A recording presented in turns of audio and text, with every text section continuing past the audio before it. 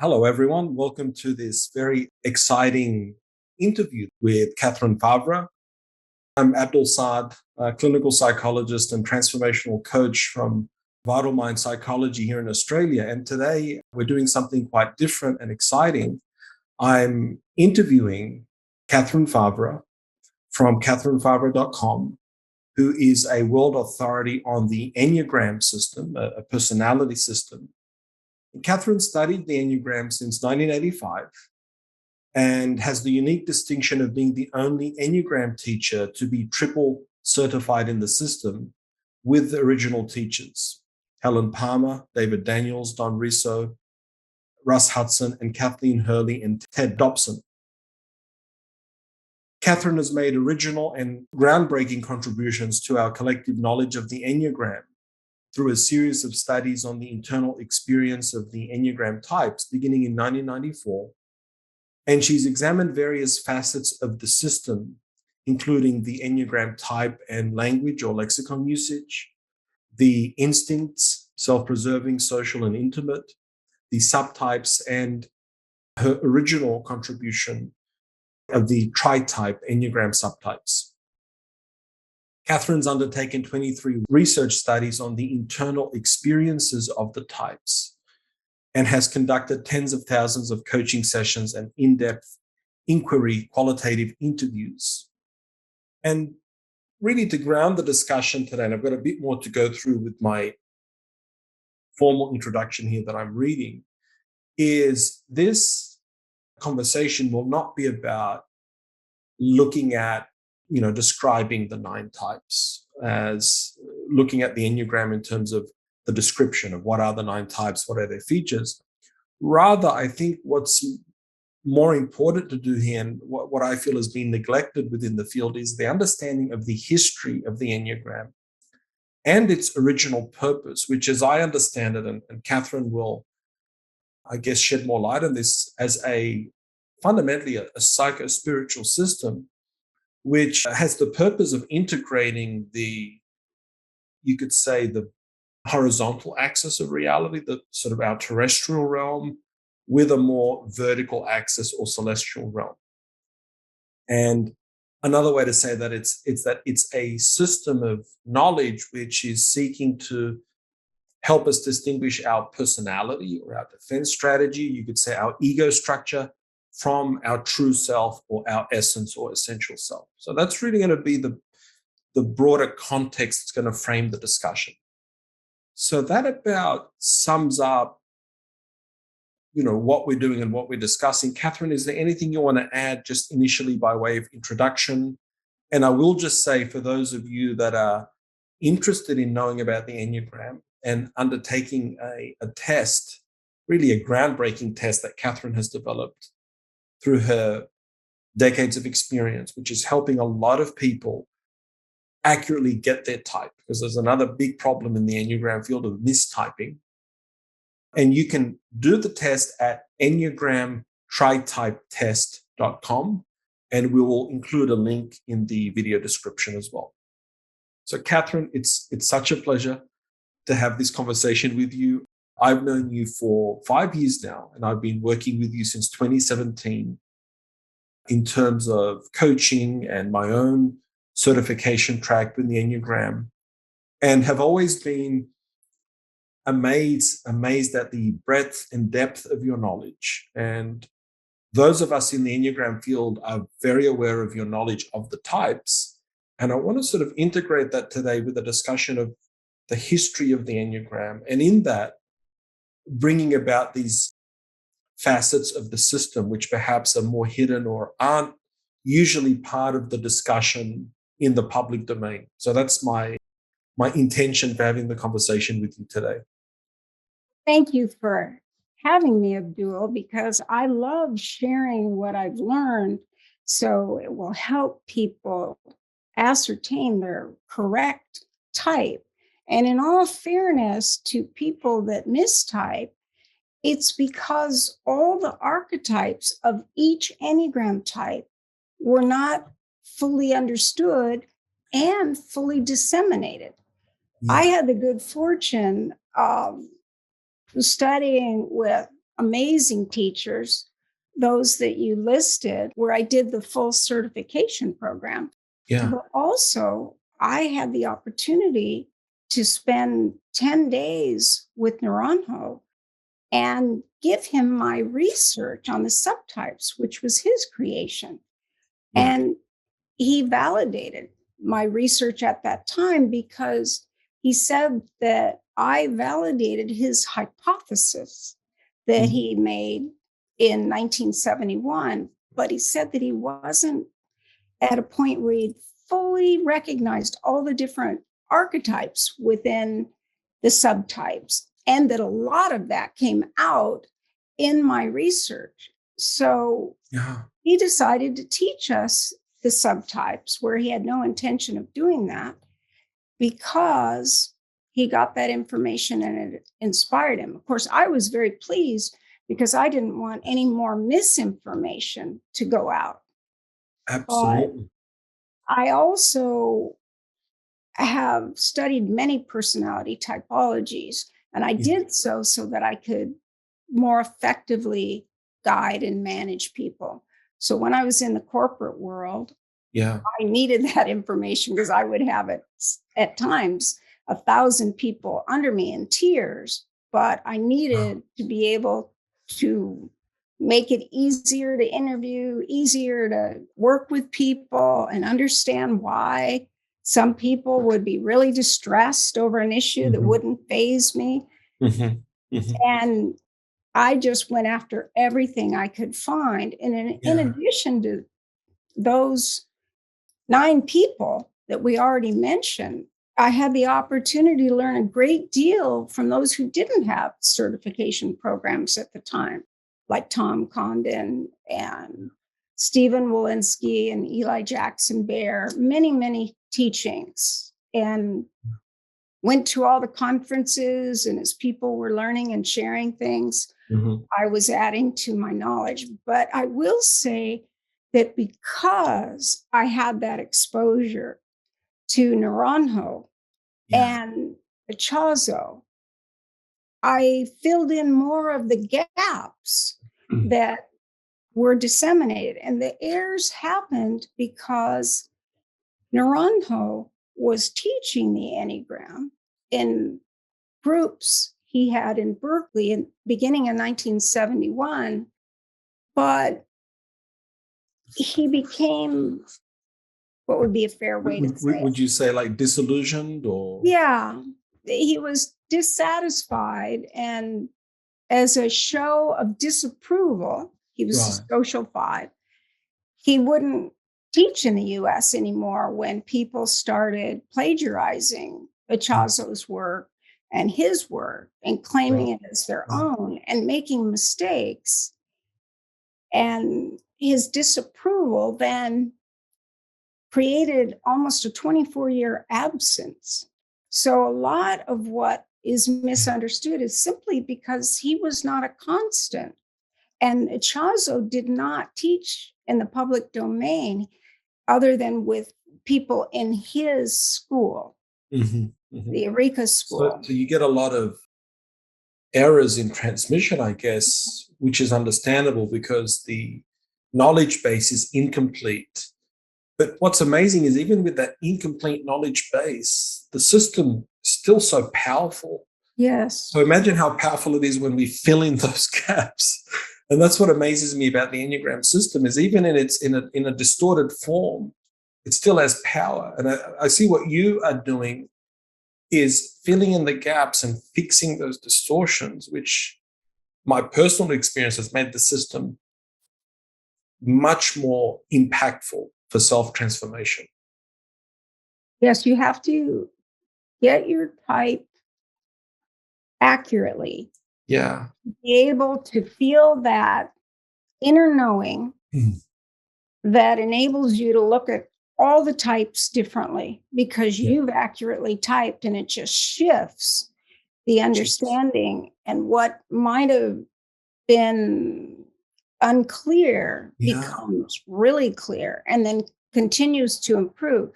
But if we've mistyped because we're looking at behaviors Yes. and behavior clusters, then we just don't get that dynamic aspect that was intended. And when you add the missing archetypes with each Enneagram type, then you see an array of expressions of the types. And then you're also not mistyping because you see what those variables are. That it's extraordinary. I know that I'd been teaching for 9 years when I met Claudia Naranjo. I was already certified. I'd already written 2 books. I'd done many. And that was in 96, right? When you met him, 1996? Right. In April of 1996 in Boulder, Colorado. And from there, I was able to, well, I had the desire. Let's just put it this way. I had the desire to want to learn from someone that knew the information directly rather than someone who was trained by someone who's trained by someone. And Catherine, just at this point, for the benefit of the listener, it might be helpful for me to just formally state who these 2 men are that we've mentioned, Oscar Ichazo and Claudia Naranjo. And then I'll bring you back to what you're telling me about 1996. So Oscar Ichazo was a Bolivian-born philosopher, spiritual teacher, and mystic who is the creator of the Enneagram of personality as we understand it today. And Claudia Naranjo, a Chilean-born psychiatrist, pianist, and lifelong spiritual seeker and teacher, was the creator of the 27 instinctual subtypes. So that's the primary Enneagram type with one of the 3 instincts, self-preserving, social, or intimate. And Naranjo validated, as you said, your work on the instinctual type and subtypes in 1996. So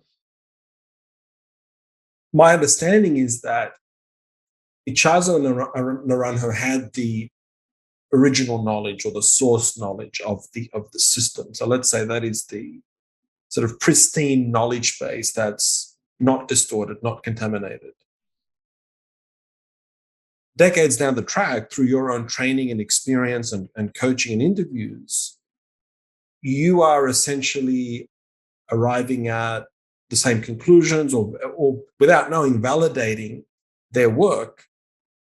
So when you met Naranjo in 96, had you had a sense of, oh, I want to tell him that I'm in agreement with him? Or did that become apparent during the training that, oh, what he's saying is what I've known? Is that the authors of Enneagram Monthly wanted to have Naranjo validate or not my research because they needed to know and wanted to know, as avid Enneagram students and teachers, what was true and not true. So they asked him to look at my research. I see. And he said he would. So by the way, I never would have asked. I don't even know that I would have given him my research. To be honest. Because would you have felt that was presumptuous? Or? Yeah, and grandiose. And eights already have trouble with that anyhow. But you also don't want to put your self in a position where you could be rejected. But on the other hand, I may have told him or asked him to review it because I did ultimately say, I don't want to continue any of the errors that in transmission. Well, that's a great point, because what had happened in that intervening 2.5 decades? What had happened to the Enneagram? Where was it? Where was it at when he came back in 96 after his quarter-century absence? Well, there were many books written, and unfortunately, the seminal books that were written by people that had not studied with him or Ichazo. So it was complicated. So they hadn't received the original teaching of the system. No. So what had they received then? What did they get? What did they base their work on? They learned from. And there were people that we called, east and west of the Great Divide. And what that meant is that the people that learned about the Enneagram in Berkeley, Right. California, had the subtypes because Naranjo did teach there for 18 months.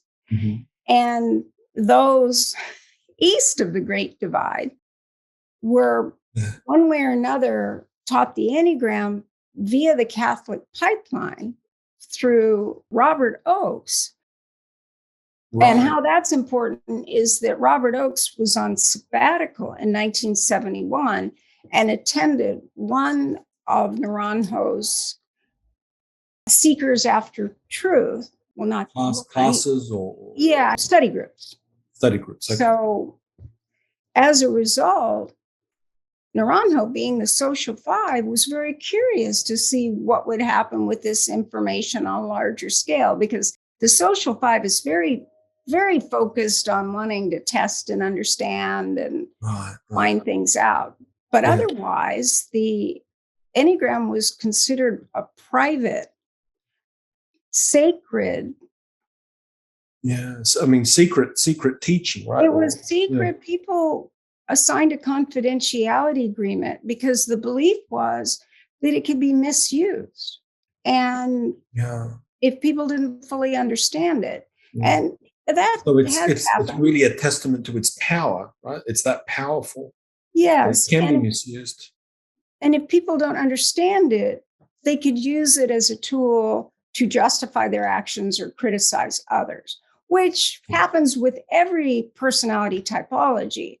But they just were of the mind that it was the 70s when it was 1970, July 1st of 1970, when Ichazo taught the first intensive that was actually 10 months. Okay.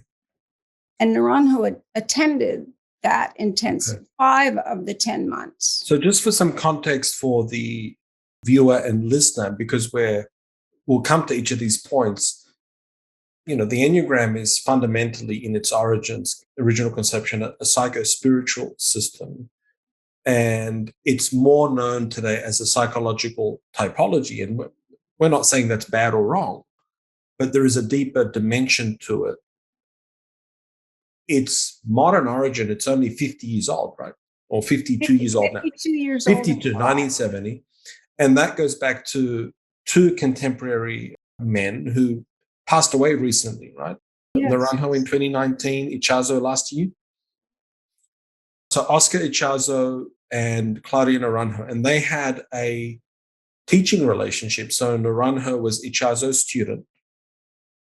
And after a short period of, intensive training in Chile with Ichazo, Naranjo comes to America, to the Bay Area, and establishes the first group where he's teaching. Then there's a falling out, or he becomes dissatisfied because people were not honoring the contract to keep it secret. So he then goes off the scene for 24, 25 years and comes back. Well, that wasn't so much the issue. It was that they were plagiarizing Ichazo's work and his and taking it as their own. But there was one person that did not sign the confidentiality agreement, and that was Kathy Speed, was dating Naranjo at the time. So she, when they broke up, she felt like she could teach it because she hadn't made an agreement to not disseminate the information. But you're saying even before he formally left, there was plagiarism occurring while he was teaching? It was the Seekers After Truth. So that's why he didn't leave. He had a house in Berkeley. But he didn't. He stopped teaching formally. Yes. Right. So then it sounds like, from what you're saying, it took on a life of its own. Yes. For the next quarter century, just based on those nuggets or pearls he'd given. And then. Well, let me go back to the east and west of the divide, because east of the divide, Robert Oakes did not have anything on subtypes, because it was the very beginning of Ichazo's study groups. I should qualify it. It was the beginning of Ichazo. It was called SAT, Seekers After Truth. Right. what's critical about this dissemination through the Catholic pipeline, it did not include anything other than the very beginning concepts that Right. Naranjo was working with. So it went like wildfire through the Yeah. Catholic pipeline, and also anything that a Christian community does, whether Catholic or Christian, they use a lot of the same things. So all those people that learned the Enneagram through Yes. that line, which Don Riso is part of that line. Right. That, I guess you And could call it a tradition. Yeah, that tradition. Mm. yeah, through that tradition Yeah. that began with Robert Oakes, Yeah. also had a misunderstanding of Naranjo's interest in potentially seeing how it might be easier to move one way to one line of connection and Right. more difficult to move to the other. And he discussed this in a study group, but in the same night, he said, wait, it can't work because then it would be dialectic. And his theory was maybe these lines were significant. One would be your neurotic kind of pathology, and the other would be your higher expression. So, due to this one error, there are many, many, many books and teachings that talk about that you move one way in health and another way in unhealth. Right. So you basically integrate or Or disintegrate. what they call, your stress or security point. So if Yeah, you're that's where I was going. Yeah. a two in this inaccurate or distorted teaching, your sort of health or security point is 4 and your stress point is 8. Is that how it would be viewed? Right. And And the you're problem saying with that it, that breaks the fundamental principle of the Enneagram is based on, which is a threefold system or the law of three or a trialectic system. well, the problem is that a lot of the books are written that you can recognize yourself by the way you are when you're disintegrated and the way you are integrated. So it Right. created a whole group of people. And Naranjo felt that it was really sad that these people were not typing Well, accurately. they're being misled. It led to people being misled. Well, not intentionally, but that No. they were Right. missing the opportunity to accurately identify their type and Yeah. be able to do the work. It was a wonderful concept. I used to teach it. What I started to say earlier is that I had taught for 9 years before I met Naranjo, but I wanted to know the gaps that Yes. I had found in the Enneagram because of the research studies I'd done. And they included people who knew the Enneagram, but I also included people who knew nothing about the Enneagram. They'd never want to know anything about the Enneagram and how it created kind of conflicts with some of what was taught. And integration, disintegration was one of those things. People would innocently talk about the high and the low side. And later, 3 types, not just one, but that now has become Tritype. But it was all the same research on the instinctual subtypes, all of it. But you can't really separate what you're finding. I mean, I did eventually and called it the Enneagram subtypes research, and then the evolution of Tritype, which began as 3 types. But people just didn't know as much about the Enneagram, so they weren't as rigid in their idea of what the structure should be. So it was easier to find out and be in the discovery process. And at first, I just thought, well, when people identify with the core fears and the idealized image of 3 types, well, maybe One type is a wing type. And Right. maybe one is a line that they would move to. But I've got to tell you, more than 60%, and in some periods when I was gathering this information, 75% of people, Yes. they would have a type they had no relationship to, no line. They couldn't get to no it from a wing. wing or, No. or line of connection. Yeah. So that's part of it. And the reason I encourage people to take advantage of what both Naranjo and Ichazo taught after the initial dissemination of the Yeah. Enneagram, because it weaves right back and matches what the research revealed. The research reveals, which then takes my mind to the point that, we're dealing with an archetypal system here. These are archetypes, meaning, as I understand it, they're independent of the human psyche. They're just like platonic forms, if you want. So that's why when you're interviewing people that have no knowledge of the Enneagram, innocently, they're revealing the type, whether it's a 4 or a 6 or an 8. It's an archetype. They haven't moved to the place of identification. Identification. And once the ego does that, it doesn't want to let go of it because it's claimed something significant. There. And then it becomes a part of the ego's identification. Yeah, there's a distortion. So do you see these as, if we just look at the 9 types, as archetypes or platonic forms, or they exist independent of human subjectivity? Well, there is an overarching archetype, but actually there are at least 7 to 9 archetypes in every single Enneagram type. Wow. But what happened is that was not known. So some types were only taught according to 1 or 2 archetypes. So people wouldn't recognize themselves. And what people didn't realize is it's not your behaviors. You have to look at the actual defense strategy you use. Right. So the motivation. The why, the motivation. Not what you do, but why you do it.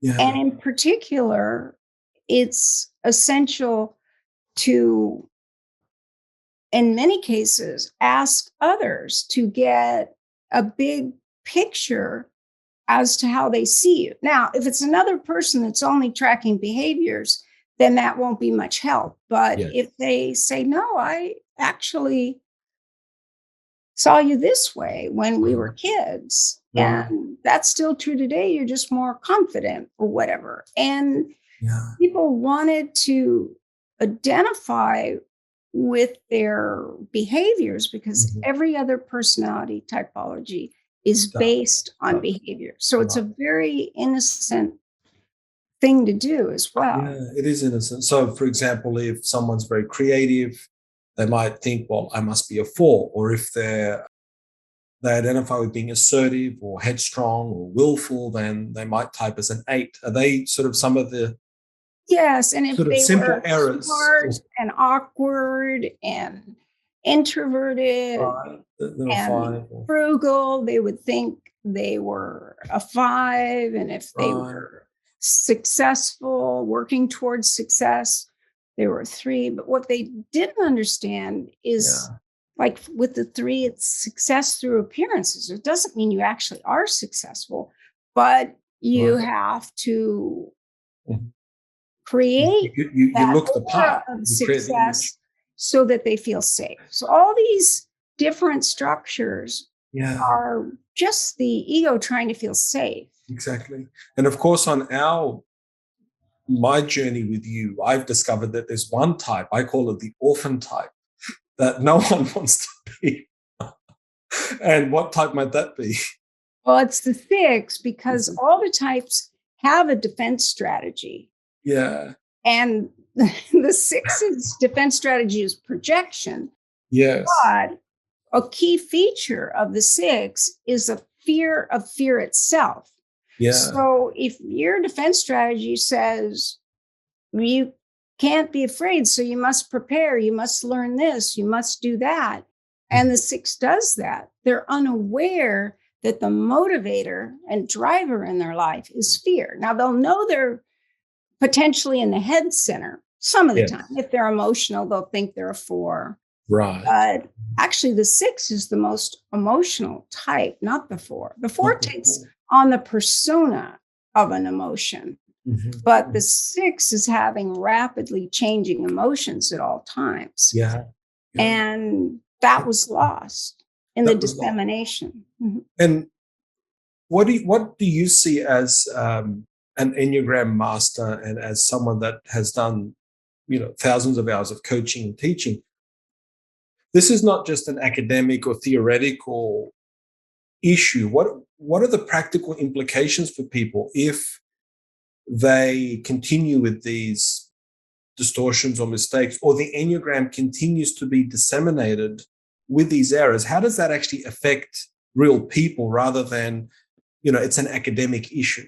Well, we project onto people that if they're angry, they're an 8. If they're sad, they're a 4.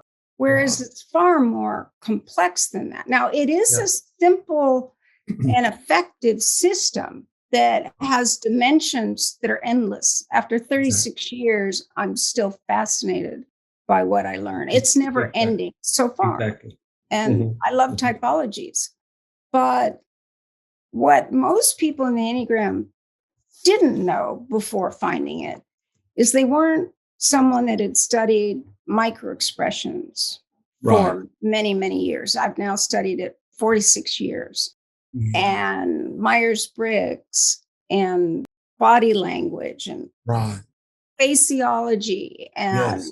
visual archetypes. Yes. And I could just keep going and research on empathy, many, many Right. research kind of studies that I did long before Yeah. I discovered the Enneagram. And Mhm. the other thing is that when I learned about the Enneagram, the reason we're speaking here today is Yeah. Kathy Spieth, the person I mentioned earlier, Yes. is very dynamic and self-aware Right. 3 that taught the Enneagram in programs Yeah. that were progressive, that were helping people get their PhD in psychology or their master's Right. in psychology. So it was very progressive. And she was part of the group. I mean, and this brings to my mind a point of the importance of working with a master or a teacher. I found energetically makes a difference in understanding a system like the Enneagram. There's only so much you can get from books. So I would look at it, and maybe this is beyond the purely horizontal axis, but the teacher, her being in the presence of Naranjo, transmitted to her a higher level of consciousness Well, the or other something thing, along those lines, being in she the grew original up group. in the Gurdjieff work. So she was See? very aware to begin with. Okay. Okay. It's just that when she was teaching the Enneagram and Oh, ITP in okay. particular, that at the time was in Menlo Park, Mhm. California, Mhm. she knew that 18 months with Naranjo. Uh-huh. And she actually abandoned the Enneagram later when she realized she wouldn't have said this word, but what she did say is that she had mistyped someone in a therapeutic setting Okay. and realized she'd stopped listening to what the client was saying. Wow. And so she was so upset with herself, realizing she didn't know enough to accurately type someone, Wow. that she felt like it was problematic. And I have to agree that you have to type someone accurately. But more importantly, my Mm. question was I'd never stop listening. And I would encourage people and say, I know you Keep think an you're open this mind. type, but the issue seems to be anxiety and a fear of what can go wrong rather than envy and a Yeah. fear of being unseen. So people Yeah. who mistype as 4, mistype as 8. So I think the most important thing is that all of us just need to not stop listening. Exactly. To keep that open mind and not get into preconceived ideas and, I guess, a more rigid view. And like you say, with the type, to say, well, do you have the passion of the type? And that's a technical term in the Enneagram world, but that's, as I understand it, the emotional currency running the type, right? And if you say you're a 4, but then you say you don't experience envy or lack, then you're not really a 4, right? No, because it's the whole foundation of how the 4 manages feeling inadequate. Yeah, yeah, yeah. And And it's envy enables the 4 to either improve their work and right. compete, or if they're in a place of average to low functioning, they'll Yeah, be envious of another and make themselves not enough and the other person not enough. right. And that, So that they'll denigrate self and other. yes, because they Mm, have a defense strategy of interjection. They take in their idealized image and denigrated image of a person. right. And other At people the same don't time. know that. And so at times when the 4 is envious and critical, people Yeah, are like, whoa. But yeah, they're yeah. also 10 minutes later could remember their idealized image of the person. Right. So That that's would be different than confusing. 6. That can be confusing to a spouse or a friend or, a parent in that relationship. So, and we can come back to all of these points about. Do you want to say something about Oscar Ichazo? Now, you have lived experience because you attended seminars or workshops with him in the island of Maui in 2005. Do you want to maybe talk about that? Your understanding of Oscar Ichazo, and I think you've told me before in a conversation that you believe he had access to some great library of great works, and did But some. he shared that he inherited He inherited. his uncle's extensive library that included all the greats in terms of the spiritual perspectives. Okay. And he took all that information and then created the Enneagram of personality. Now, I don't want to confuse you, but the Yes. Enneagram in general is just the symbol itself. Just the symbol. Yeah. And the first person to really introduce it to the West Yeah. was Good. G. George, yeah, Gurdjieff. Uh-huh. Yeah. So Yeah. whereas they were enough years apart, and Ichazo being later, that I'm sure he was exposed to that work The of work of good G. Gurdjieff, but Gurdjieff did not add personality or the structures or what those Oh, lines of connection could produce in the way of the ego.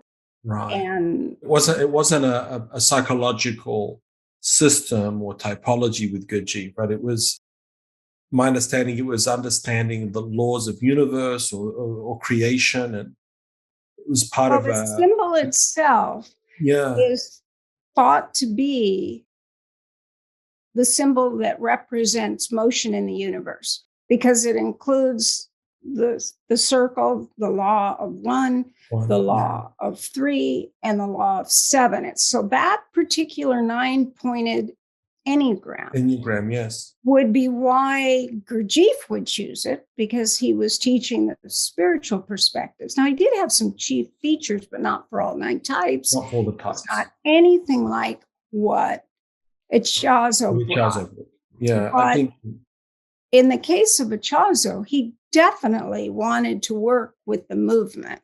Mhm, mhm. And I had the good fortune of attending his 5-year anniversary. That's what he called his intensives, because there were Okay. people that had studied with him Yes. and they would meet. He'd be available to others every 5 years. And I happened to be living on Maui. I had Okay. missed the few times prior to that. Right. because I was going to be out of the country or just wasn't possible. But I actually was living there.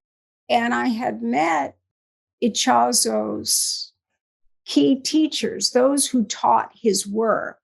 Right. And one of them in particular got me into that course, which was wonderful. And I saw him teach. And I understood his approach, because when we see someone in real life, because there wasn't Zoom, there wasn't anything in between, and he hadn't written books for the general public other than a few things on his letters to the school. And was he teaching in English, Katherine, or Spanish? Yeah. Yes. English. He was teaching in English, and it was phenomenal. But what I discovered then is the people that were members of Eureka did not do any independent study of the Enneagram or what it meant. They were more focused on his guidance. He was really a kind of the head of their spiritual school of what they wanted to learn. And so it's a striking difference between those of us now that learn the Enneagram, because we go on to want to learn more, where they waited until it was pertinent. But there were some fives that knew things. But I can tell you, like, one blunder of mine, not realizing that actually David Fauvre and I were there, and everyone knew we were new, but everyone was new to us except those few people. So we didn't realize that we stood out like a sore thumb. But when Ichazo was, I would have felt it as a social if I was there. You probably would. I was more interested in getting the data, the information, and getting a sense of the man behind the work. Right. But what I learned is that after Ichazo had taught a really meaningful process, looking at all the Enneagram types and how they operate, and he got maybe halfway through it and we had a break. And at the break, David said to me, well, what do you think he's going to say, or where is he going? I said, oh, well, he's going to say this about the 8, this about, and then I went through all the 9 types. And the people that were standing with us said, how could you possibly know what he's going to say? I said, oh, well, I could be wrong, but he's pointing out these important aspects of the type. So he's probably going to go here. And then after that, of course, he did go there. But that's only because I'd already figured out, worked with the Enneagram of process. And Naranjo had validated what I found with the Enneagram of process. So it was very familiar to me. And that was 9 years earlier. You know what's fascinating about, as I listen to this, Katherine, is that your journey of mastery of the system is atypical of most people's journey, because for most people, they begin as an apprentice with a live master in anything, whether it's a trade or a profession or a spiritual tradition. You have a live teacher. So you didn't have, that access early on to that teaching, but in a way you were so moved or passionate with the system that you did your own intensive research and in a way came round back to the masters. Yes. It was almost backwards. Yeah. Now I would have gone to them earlier if I could, especially Naranjo, because I knew that Ichazo was doing a whole school. But once I realized his intensives were open to anyone, I wanted to go. But having said that, it was more that because I'm naturally focused on patterns and pattern recognition, I'm going to see something earlier than the average person. It's actually a gift I have. It can be a disability too, because I can get too much data. But patterns are very, very easy for me. And remember, I had studied so many typologies prior to the Enneagram. So I could take what I learned from the Enneagram and place it, which is what Naranjo did as a psychiatrist that also was a psychotherapist and an analyst. He took what he'd learned and all the different approaches to working with people. And there was a period of time where Naranjo and Ichazo, we could say, discussed the types. And Naranjo filled in a lot of the details as a result of knowing all his systems prior. He filled that in with a lot of the psychodynamic knowledge he had, right? Of the object relations, like and Karen Horner's work and her research, and Eric Fromm, and I mean, I could just name many of them. So he took what he learned from Ichazo about each type and said, oh, that's like Karen Horner's aggressive type. And that's like Sheldon's body type. And so he put what he could from all the systems. Now, having said that, it's important to note that after a period of time, Ichazo no longer wanted to have psychological perspectives, and he took a lot of them out. And that's a point of distinction between ultimately what happened with Ichazo's work and Naranjo's. And there were positive things and not so positive. Do you know the reason for that? Why did Ichazo sort of want to, in a way, de-psychologize the Enneagram? He felt like it was not getting at spiritual perspective, that you can get lost in psychology.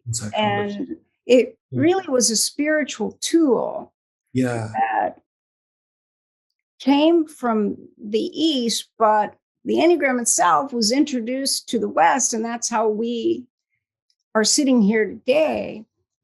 But he thought it got too far into areas that he didn't feel were pertinent for personal growth. And I can see some of that. I really can. On the other hand, Naranjo made it applicable and easier to understand for people. But if you limit the types in terms of psychology, you can miss what's their actual defense strategy. Like when someone mistypes, they're talking about their identification. And so if I say, yes, your self-image has that identification, but I'm not seeing that defense strategy, I'm seeing this one. And then they come to be able to observe it. So it's a fantastic system because it's observable. And we need both. We need the psychological and the spiritual. I mean, my experience has been you have to start with the psychological because that's the ego structure that you're wanting to, in a way, relax or have less of a hold on you. So I'd say you feel safer to go these psychological way. Some people, especially at that time, wanted more spiritual guidance. So they went the way of the spiritual perspective. But eventually they came together. And the way Naranjo taught it was that it was a psycho-spiritual system. So just on that, from personal perspective, someone listening to this, so if we reach a point where we accurately know our type, our lead instinct and our instinctual stacking, our tritype, and we've worked on that for some time, what's beyond that in your experience for someone that wants to go beyond just understanding the mechanics of their defense strategy and their sort of ego structure? Where do you see people going? Where have you taken people in your journey with them longer term? Does it end up in the spiritual? Is it the holy ideas? Where do people go with this? What's the trajectory that you see? Usually both. And even if I don't overly emphasize the holy ideas because they're more focused on the psychological perspective, I will still talk about it as their essential self.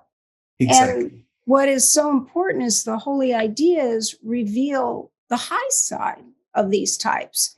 and Right. what we're trying to get to. And then the subtypes were so important that Naranjo added them because they were the kind of rudimentary, more primitive part of the personality. So what's key that a lot of people don't understand is that Naranjo just noticed that the ego type was kind of average, but that when people were really at the level of compulsive behavior or attitudes, that it was a whole nother layer. So he went back to Ichazo's description of the three centers, which Ichazo called instinctual triads. Yes. And by the way, I have to explain in here that the reason the words don't match is that Naranjo was honoring Ichazo's copyright. Ichazo called it a proto-analysis, working with the Enneagram, and it has a lot of facets to it. Yes. But Naranjo went with what was in the public domain. Right. And the Enneagram was in the public domain. Centers of intelligence was in the public domain. So he worked with more universal terms, but he was still teaching very advanced concepts. Yes. And he had worked in depth with people as clients and in his school, so that he also knew how it played out, because it was. And is this Ichazo or Naranjo? This is Ichazo. Naranjo. Oh, Naranjo, sorry. Yeah. Okay. So he knew the arc that people could follow in, as I'm sure you know. In your work as a clinical psychologist and as a transformational coach, you're going to begin to recognize these patterns. And if you work with people and they continue the work, they understand it this much initially, and then they have a little more compassion. But as you take them deeper into the way it can play out, and the tritype, and all the different ways to look at the Enneagram, that compassion and empathy just grows. And people soften the chips on their shoulders, or their fixed beliefs, or emotional turmoil, and that's so self-limiting. And then the behaviors that are problematic. So you begin where the person is. Absolutely. And as long as they want to grow and change, the Enneagram has so many facets. I've correlated it with so many systems. So many gifts to give. I guess the point here is that it's not intended to be just a system where you end up having a lot of mental cognitive insights about your personality, and that just is intellectually stimulating. That could be one level, but that is not the deeper purpose of the system. No, that's the beginning. That's the beginning. The beginning, without knowing how to use the tool for personal growth, it will stay there. So it'll be more superficial, and the person won't really know how to work with their defense strategy. And that's it can become like a badge of honor as well. A lot of people, it becomes an identity. Yeah. Oh, absolutely.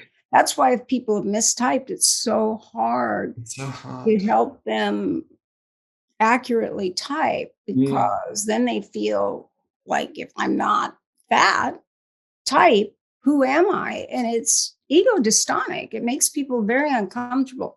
Having said that, if they trust you and you can begin to help them see what they say or do or believe, or where their beliefs are fixated, where their convictions are, and where their passionate overreactivity is, then they can begin to let it in, and it's liberating. It's absolutely transformational. That's why I talk about transformation through insight. If you have that, you can change your worldview in one moment. If you have a felt sense, that inner knowing. And then It's like a deck of cards that's thrown in the air. How are you going to organize them? By suit, by color, black and red? Are you going to put them by all the cards that are the same numerical value together? Yeah. But when we do that, we're taking our rigid, organized beliefs and seeing new things. Yeah, so that's why people fight taking against us. And would you say that that's really breaking through to a higher plane of consciousness? Yes, When that happens, you're accessing something that you couldn't see before, a different dimension. Absolutely. And you're also beginning to understand that people are not trying to hurt you with their defense strategy. They're running their defense strategy to feel safe, just like we are. Exactly. It's such a powerful tool to build compassion for self and others. Yes, more than any typology I've learned. And I love typologies. But Me too. When I found the Enneagram, it became the system that the other systems could be added to, but that the key to the whole... Because like you said, it addresses the motivation. It addresses the why, not just the what or the behavior. I did want to bring in some other threads here that will bring us back to the discussion in terms of the context of the psychospiritual system and also the history. One is, I guess, a lot of different opinions on YouTube about what is the Enneagram. In certain quarters, it's psychological typology, or it's going to help you get along with your mother-in-law. Other people, it's occultic, it's bad, it's anti, whatever. There seems to be a lot of opinions about what the system is, a lot of disagreement. I mean, how would you put it? After studying it for 36 years, what do you see it as, essentially? It depends on how much the person is open and has learned. And if they've learned at this level and have formed a positive or negative opinion, they're going to continue to have that. But if someone learns at a deeper level and diverse understanding of the system, they won't say that. Because they've seen the way it can help them grow and change in a dynamic way. I mean, couples that are ready to break up, parent-child relationships that are polarized. Once they understand that the other person isn't trying to trigger the other person's defense strategy, it shifts the dynamic. And it forever shifts it when they get it. So if I'm working with a parent and a child that are in conflict and they begin to understand, oh, my daughter is just trying to feel safe this way, and I'm trying to feel safe that way, that it isn't meant to just upset me.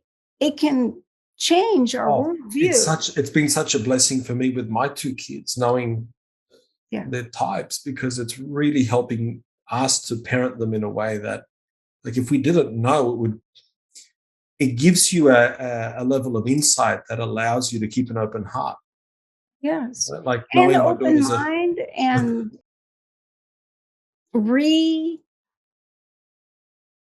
evaluate all the things that we felt were intended to not comply. So it helped us to process it all, and metabolize it, so it's not stuck. Yeah, because you feel as a parent that you need to teach your child everything that's important. But if you're going about it in a way that is diametrically opposed to way that child's type and defense structure is organized, it doesn't work. And if you just change it, like a really controversial thing is that I have to tell parents that if they do, in fact, have an 8 child, because being an 8, people would send me all their problem children thinking they were 8s. Now, they weren't all 8s. In fact, most of them weren't. Yes. But having said that, I would have to tell them, you can't follow the traditional way that it's suggested Right. that In the, you the be human. parenting books or the Yes, yes. And so very controversial. But I said, if you're willing, make to deals. Because the make 8 defense strategy is organized around keeping their word. They know who they are by honoring their values and not yes. moving from Yeah. them. Exactly. So if a Exactly. parent's saying you need to do this because I said so, the 8 is thinking, hey, we're all equal. Why should I do what you say? Because Exactly. we don't have a Exactly. hierarchical system No, that, unlike the 6, which sees everything through a hierarchy and yes, yeah. yes. So if you start deal making and you just drop all the shoulds Yeah. and you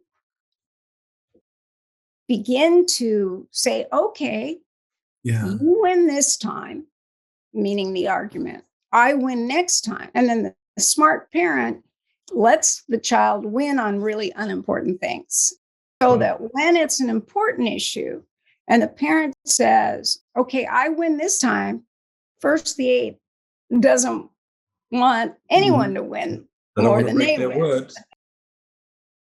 And then the parents are just flabbergasted. Yeah. And you'll see it immediately. It doesn't even take very long.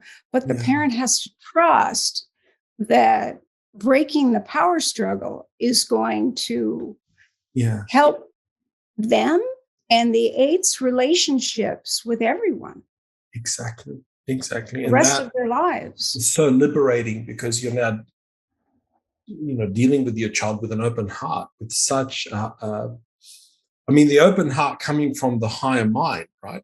The Yes. the higher mind that allows you to understand things with such a level of precision and truth that it opens the heart. Right. I had 2 children, and my eldest was 9 years old when I learned about the Enneagram. Yeah. And when he was little, I'd say, wait, you're still scared? I thought we worked on that because I didn't really understand the way the 6 motivated Right. themselves through fear, that it got them going, it got them Yeah. getting prepared and what have you. Right. But like I wasn't angry that he was afraid. I thought maybe I hadn't taught him something important. Right. It was a bit confusing. Whereas my younger son Mhm. was an 8, my elder son, a 6. Uh-huh. So with my younger son, I would just could do the deal making and all that and work. When I did it with my 6, Yeah. it was, what deal? I don't know how to make a deal. It was like, it was Exactly. okay, Exactly. that's not going to work. And then I try other things. But my son, who grew up with the Enneagram, who's Yeah. a therapist and Yes. has used the Enneagram his entire life, Yeah. just is more resilient than I was Yeah. because he understood it was part of his makeup and Yes. what he should do when he'd feel fixated and he'd get definite. Yeah. Whereas if I was another Enneagram type, I would try to break his definite perspective Yes. Try and break his will essentially, or for his own intervene benefit. in his Yeah. own benefit. But it's not a benefit to an 8. It makes them more resistant More resistant. and they won't listen to you. And the other Yeah. thing is, I'm very familiar with age appropriateness, what we're capable of learning at a certain age. Yes. And it So really important. helps people understand that their fixed beliefs were made a lot of times when they were 5, 6, Yeah. 7. Really young. And when you tell them that that was appropriate at 5, but now they're 40 Yeah. and they can count It's on not gonna. themselves and Mhm. trust themselves. And that will help them grow Yeah. and change. I did want to make some time to talk about Tritype and maybe some of the questions that arise in the public domain about Tritype. But just before that, on the point you're making, would you say that the Enneagram at the deepest level helps us see the fundamental innocence within the human condition, Yes, right? yes. Rather than the pathology. Yeah, more than any other typology. Now, there's some people, Uh-huh. Naranjo was one of them, that only wrote about the pathology because he Yeah. thought, well, Yeah. that's what people need to learn.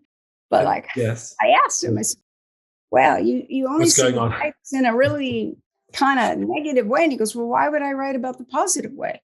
That wouldn't be a problem for them. I said, okay, got it. Yes. But he did teach it. And that was a tremendous benefit for me that he did, in fact, do that. So I knew what he was intending and why he had such a negative, what could be viewed as a negative description. A lot of people read that and they put his book down. It can be very confronting for people, right? It's sort of heavy. But I think it's important because it helps us understand there's a spectrum. You know, if you're any type, you can be narcissistic, you can be, do very hurtful things to self and others, and, distort reality. We're fixing on one slice of reality to the exclusion of others. It is distorted, but in all fairness, we're born with our type and our tritype and our instinctual stacking. So that's also how we're viewing what happened to us. Yes. So originally the Enneagram was taught that it was nurture and based on your experiences, you became your type. Yeah. But then with brain science and everything and the research and even just people being born and maturing, it was easy to see they were born with their type. If you really understood the types. And you've said you've been around long enough where you've seen babies grow to adults. It's like the type was very clear as infants. But that's because I knew micro expressions. I knew the lexicon used by the types. Yes. I knew the body language. All those things helped me. And I realized that until people learn that, it's much harder.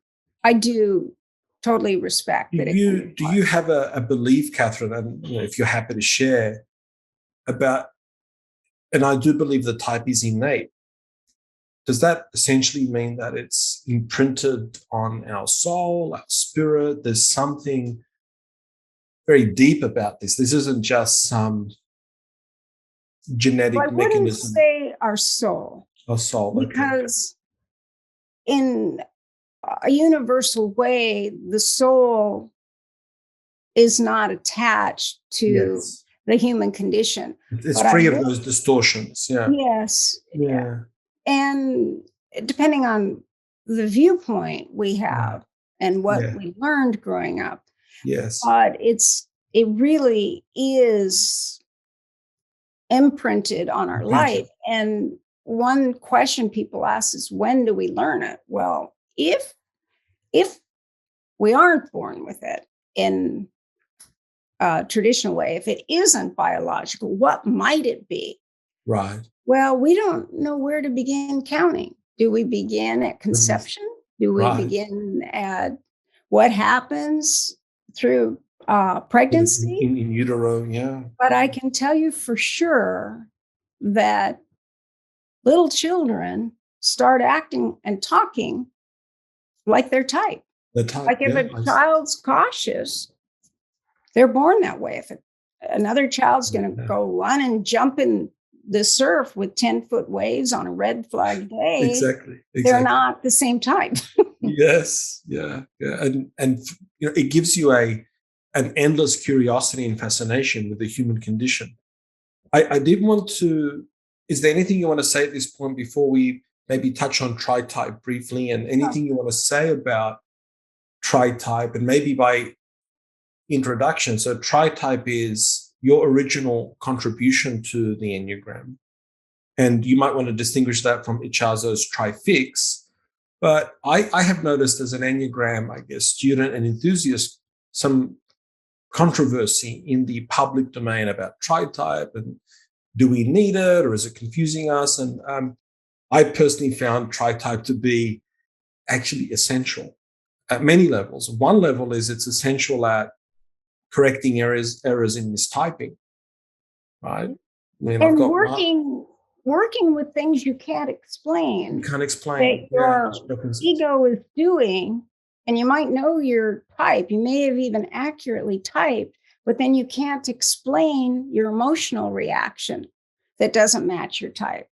Or your mental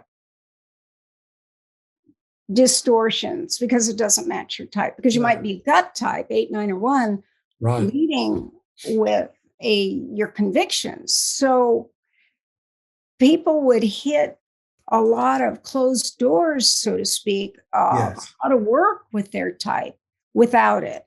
Now, what's interesting is that it came out of that research that I did, that I began in 1994 after the first Enneagram conference, where I had the opportunity to see in person a lot of Enneagram teachers, and then people that love the Enneagram. There were 1,000 people at that conference. And I thought, oh, okay, now I have people to compare and contrast, because the Enneagram is a system of comparing and contrasting over and over again, rather than saying, this type is this. Is this, right?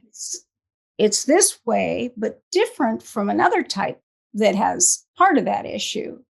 And you have to teach it that way. If you teach it as a series of behaviors, it's misleading, and it becomes very clunky and unsophisticated. It's not really, it loses its precision and its power to transform, right?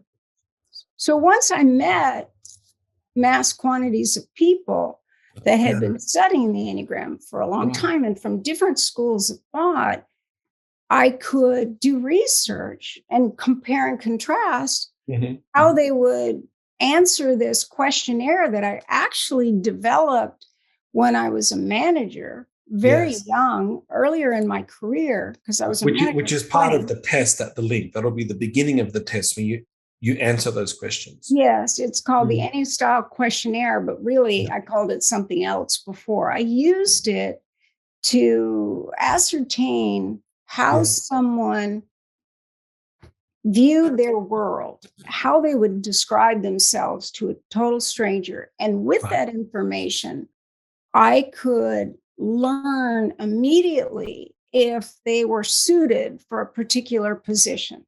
Now, you can always train people to become more knowledgeable. But if someone has a different structure than the job calls for, they could become dissatisfied and might not stay. Or if I knew going to all these stores and then eventually all over the country that there were predictable patterns and that I could lay out what the job was like, understanding how someone described themselves, the words they used. So my lexicon research began long before the Enneagram. So once I learned the Enneagram, I go, I know these clusters. Okay, so that's the one. Oh, and these other clusters. And for me, it was like a light bulb went on. But what I decided to do is take that same part of the training I had on how to understand the most about a person in the shortest amount of time. And ask what 5 words you would use to describe yourself to a total stranger. And then your greatest strength and why, and your greatest weakness and why. And then you start to know what matters to the person and how they're making their decisions. And it's pretty significant. And as you say, the power in that is they're not selecting from predetermined choices. They have to come up with it on the spot. Right. And on their own, from their own. Yeah. And it's very different than am I this or am I this? Well, so then you came to see that we actually don't have, and this is where people get awfully confused. And I think some of them maybe reject or develop a prejudicial belief about tritype because it just doesn't fit. Oh, well, let's say they didn't learn the inner dimensions of the types. They don't know about the law of 3. They don't know about the law of 7 or the circle and how they relate. Then they're just going to take the word of the person that taught to them.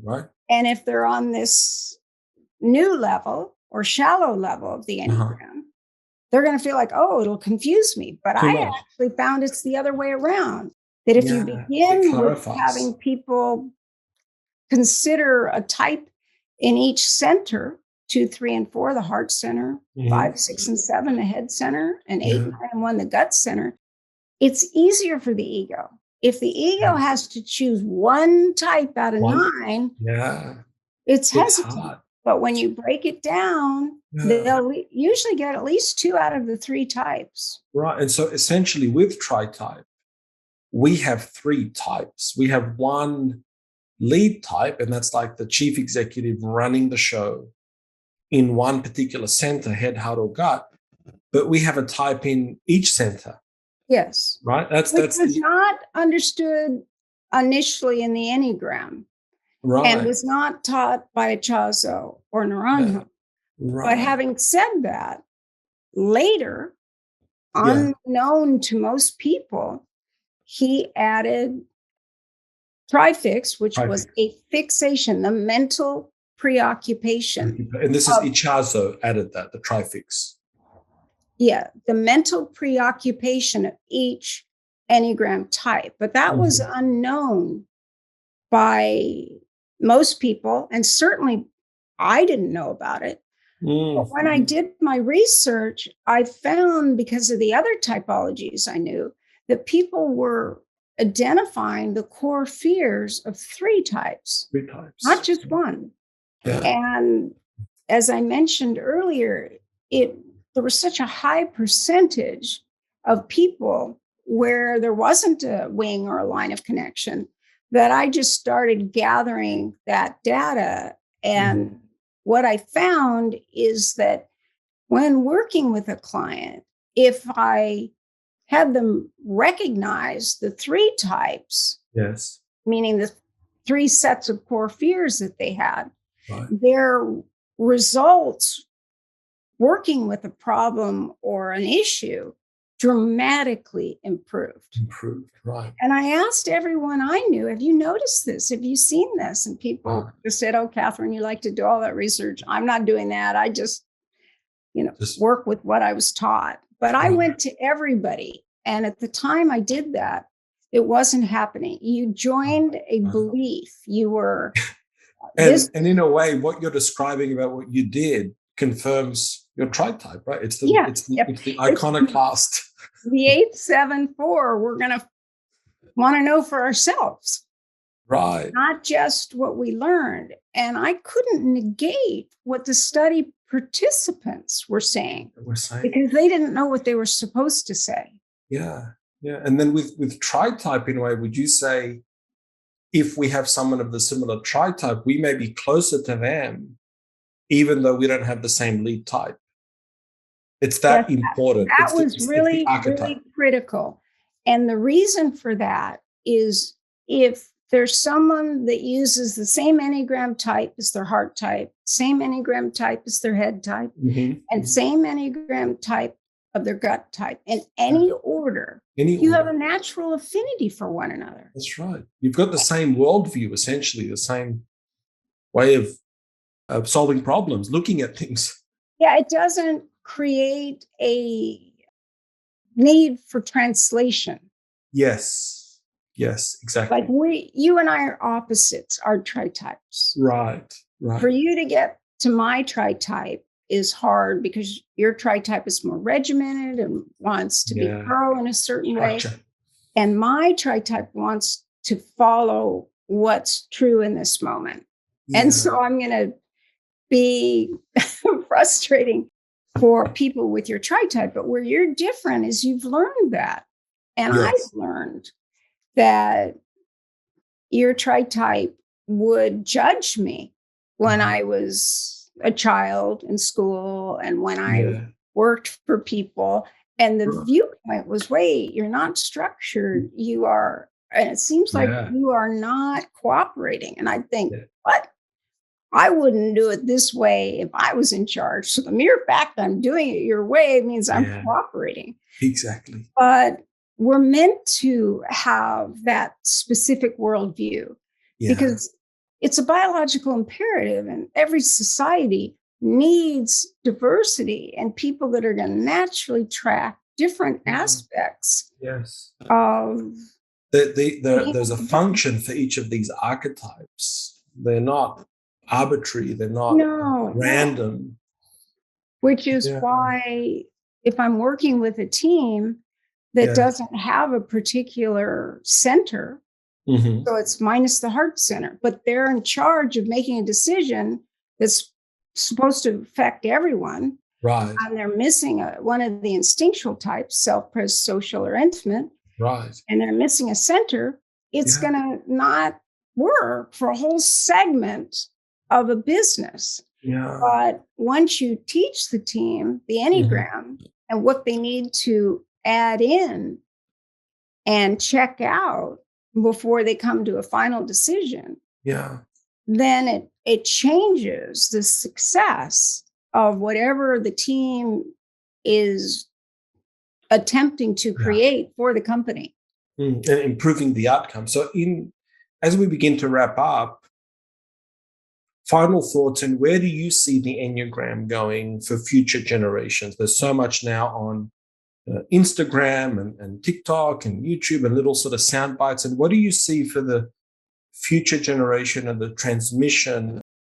Just any thoughts about where you see it heading, or will we maintain this sort of connection to that pristine body of knowledge where people can actually use the system to transform? Or do you see it as a bit of a losing battle because there's just so much out there in the marketplace?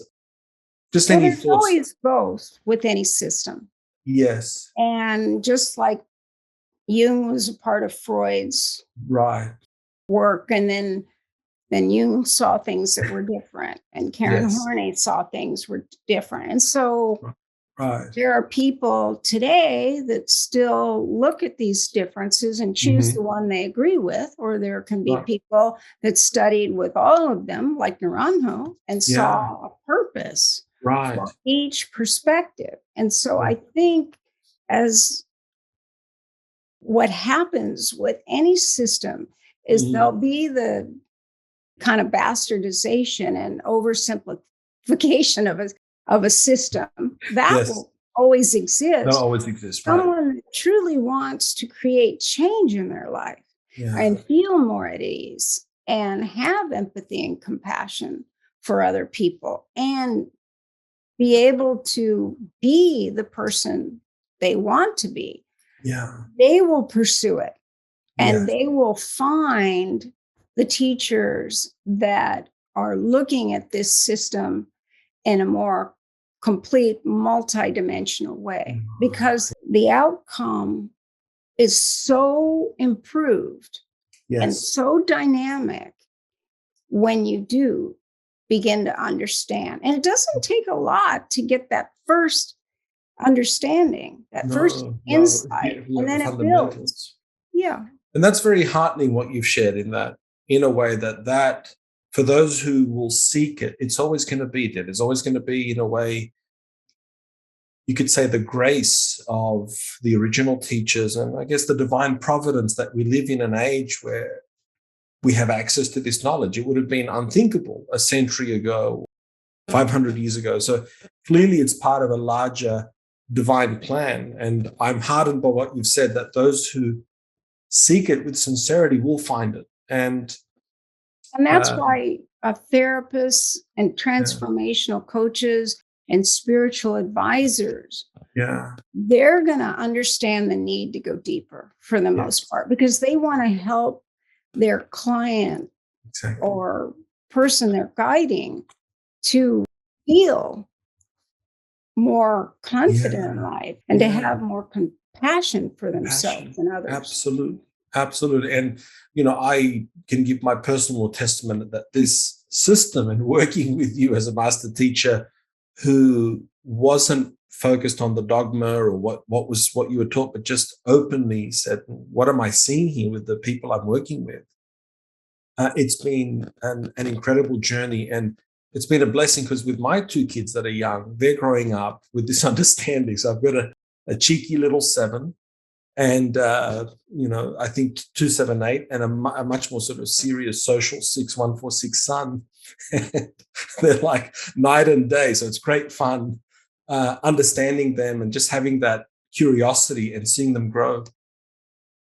It's life affirming in It many is. ways. It is. There are no bad Enneagram types. They're all equal. Oh, They're absolutely. all wonderful and they're all a mess. So it's just Yeah, a question of recognizing what will help you come from the higher side of your type and get you absolutely. out of rigid Yeah, beliefs and yeah, yeah. thoughts. Those rigid preconceptions and Yeah. Yeah. seeing things. I mean, understanding my parents' type, my siblings' type.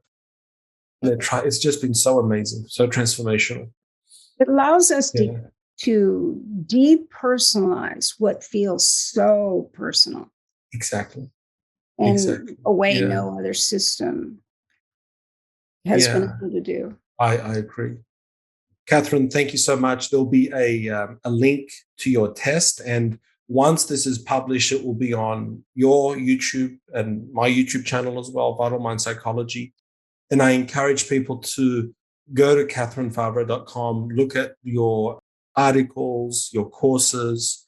If people want to certify with you, that's something that you offer. And really, your certification is equivalent to an undergraduate degree in the Enneagram. There's a lot of content there. So thank you so much for all that you do, Katherine.